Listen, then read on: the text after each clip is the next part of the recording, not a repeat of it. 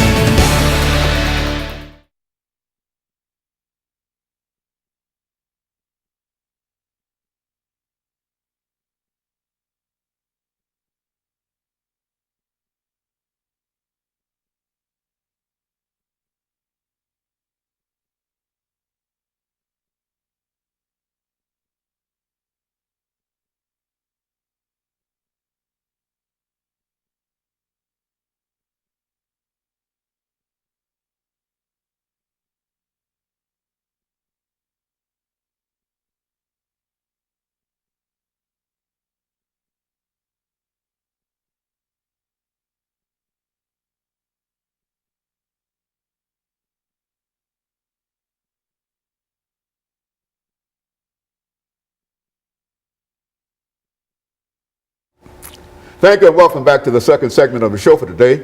We're talking to Dr. Glenda Glover, the president of Tennessee State University, and she's given us some information in reference to her background, education, and experiences. And now she will talk about coming to Tennessee State University. Some of the individuals that she met at Tennessee State University had influence upon her, and how she was able to achieve academically at the institution at a time when many people felt that these kinds of institutions were not doing what they ought to do. Talk about it from that perspective. Well, from an HBCU perspective, the first thing I had to decide was, am I going to attend HBCU, yes or no? So I made that decision that I wanted to attend HBCU, Historically Black College, and then Tennessee State rose to the top of the list. And then coming here, I met so many wonderful individuals, the faculty, staff. Of course, I have five that always come to mind. Of course, two are deceased now, the two Gassaway sisters, Dr. Sadie Gassaway and Dr. Pearlie Gassaway. But the Williams, Dr. McDonald Williams and Jamie Williams. They've both been in that seat. Yes, they now live in Atlanta. And they were so tremendously influential in my life, in my career. I called them as I was doing my inaugural address. I called her and had her assist me with doing some research on it. So I still talk to them quite frequently. In fact, their daughter-in-law is one of my close friends. And of course, Barbara Merle was there as, she was the vice president, the first vice president, female in the whole system, the TSU, the TBR, Tennessee Board of Regents system. So she's become, she was a close friend of mine too. So those were some of the folk who were influential while I was at TSU, and who are still living and having fun, not about to do anything. They're not even sick at all. So those were some of the wonderful mentors that are very, very influential to me. Have you thought about being the president of Tennessee State University now and sort of incorporating some of the things that you learned under their leadership in reference to dealing with faculty and staff and students now? Has that had any impression on you at all? Well, the fairness aspects. You pick up in the fairness, and you want to make sure you operate with a strong sense of integrity at all times. Well, I noticed that there was an element of fairness about Dr. McDonald Williams in our honors programs classes, and he was no nonsense. He was, so those are the kind of things, the strict love that, some folk call it tough love, but there's a strictness that you apply as you love and mentor students. So I saw that then, and I see it now in many of the faculty that we have, which is a good thing. And it's very encouraging in terms of being able to replicate that kind of attitude that they had toward your students now. It is, and then you apply some of your own characteristics and traits that you've picked up, in the business world. Being a CPA and being a lawyer and an educator, those three work so well together as you at the top leadership position, because you see things with a bigger picture in mind, and you're able to dissect mentally much quicker. So, and I find myself analyzing the smallest the smallest sentence that's brought to me when it comes to finances. So that is very important because, as you know, many of our universities are looking for additional funds. So we have to make sure you can quickly make decisions about how to best employ the funds that we have. And you think that the very fact of you being an accountant as well as a lawyer helped to enhance your ability to be able to deal with some of the Oh, problems that you... absolutely, absolutely. As an auditor, I know that most problems are not so much from breaking the law or misappropriating or doing acting in an inappropriate manner, is not knowing the rules in the first place. I think the legal profession has made me learn how to read rules and laws more closely and understand them much better. And of course, the accounting profession, which is the language of business, so it made me understand business and the business aspects of being a president.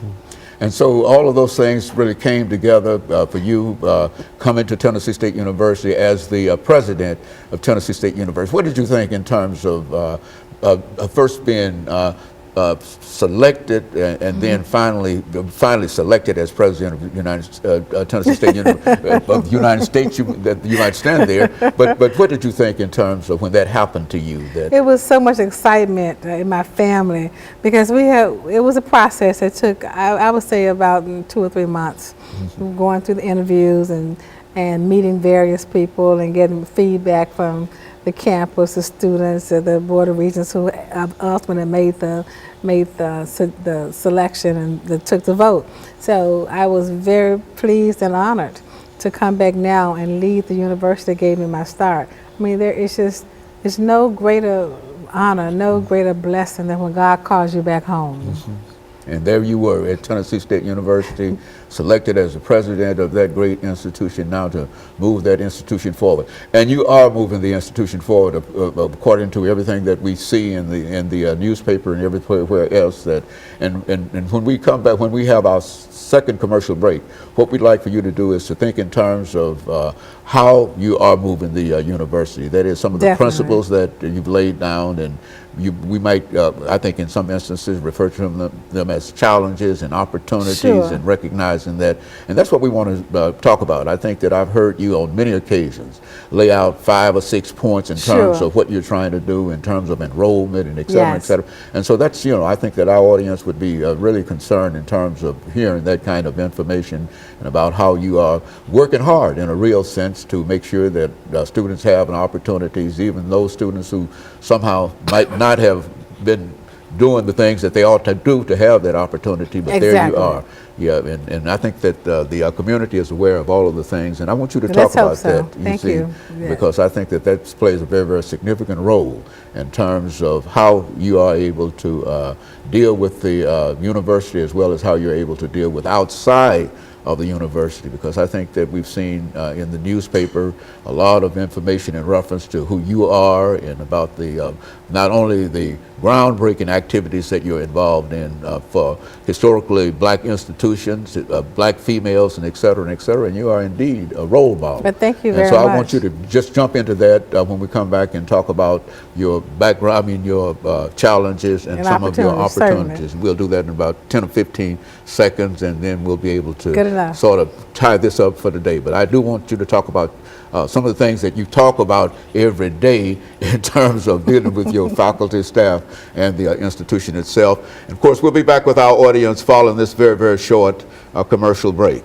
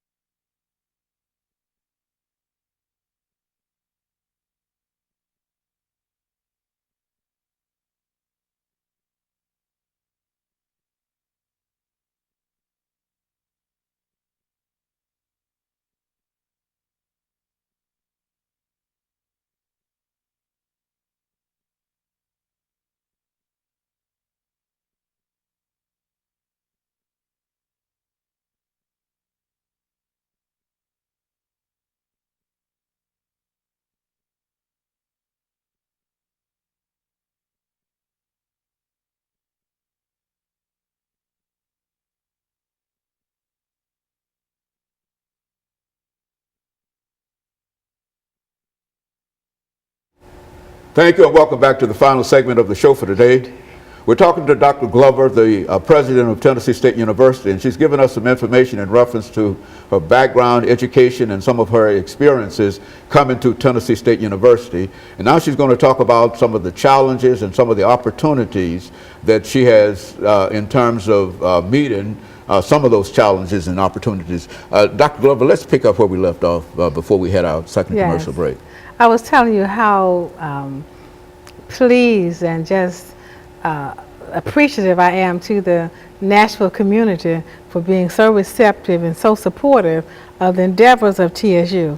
We put together a 5-point plan to increase our graduation rates for our students. That's our number one priority now, is to make sure that our students receive the support and the opportunity to graduate. Students have a right to graduate. So we are putting in procedures and implementing various activities to ensure retention, and so that students will have the opportunity to graduate.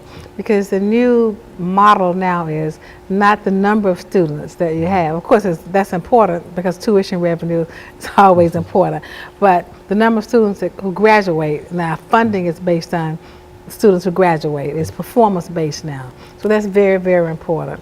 And then we're looking also at fundraising and making partnership with the business community. We've made about 100 partnerships over the last year, and some have resulted in financial resources, some other resources. We have anonymous contributions that have come in. So we have really been hitting that ground running, beating the bushes to meet the corporate community, to partner with them, to show them that we have the students. Our partnership is based on students and the expertise of our faculty, and hopefully that you will respond with sponsorships and partnerships with us. So that's been a fun fun game for us for a year now. And so that's quite a bit of activity that you've become involved in terms of fundraising. I think I heard you say at one time that you really almost have to support Tennessee State University from private money as well as state money, because you don't receive as much money, you think, as a matter of fact, none of our institutions. I think that has always been the not charge, but one of the challenges that presidents have had to face. Absolutely. Most people are surprised when they hear that we receive less than a third of our funding from the state of Tennessee. And the rest, because of tuition revenue, government grants, private funds, but we find a way to raise the funds to keep the school going.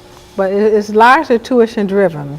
So the out-of-state fees, the in-state fees, all that makes for our entire budget.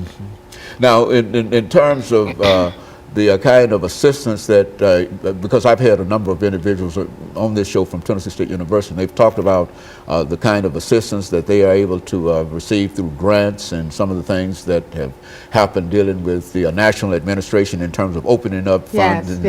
Has Tennessee State University received any of those funds in reference to that? Well, we write a lot of grants, and yes, to date, I would say we received almost $40 million in funding from the federal government, the federal and state government, largely federal. And we spent a lot of time on the Hill in DC, talking to the various agencies, agriculture, treasury, health.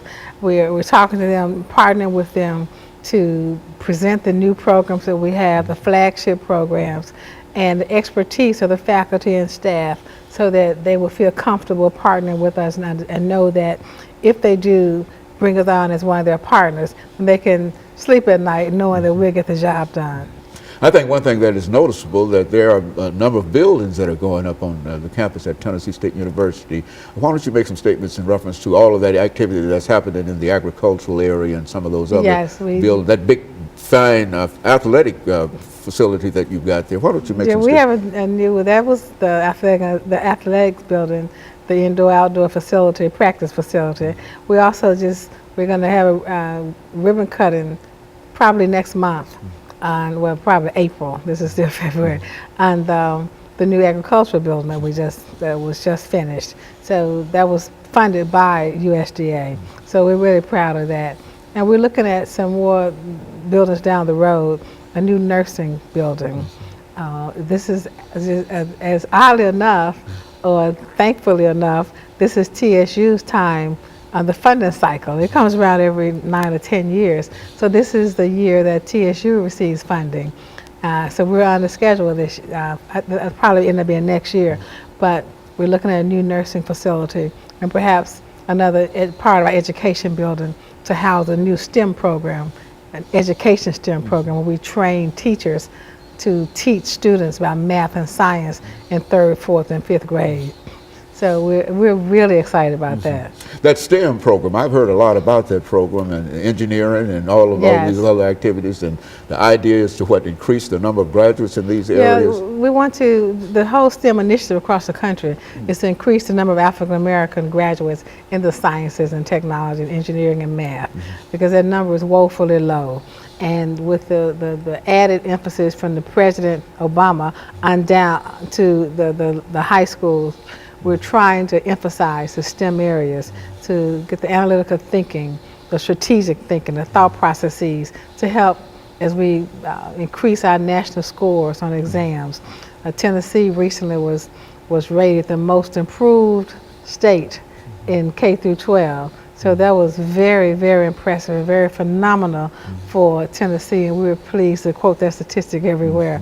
But we're looking at how can we as TSU help to improve the educational status of our state and of course our country, because there's an educational crisis across the country, there's no secret. So we believe teaching STEM and math early, we're training teachers on how to teach math and science very early.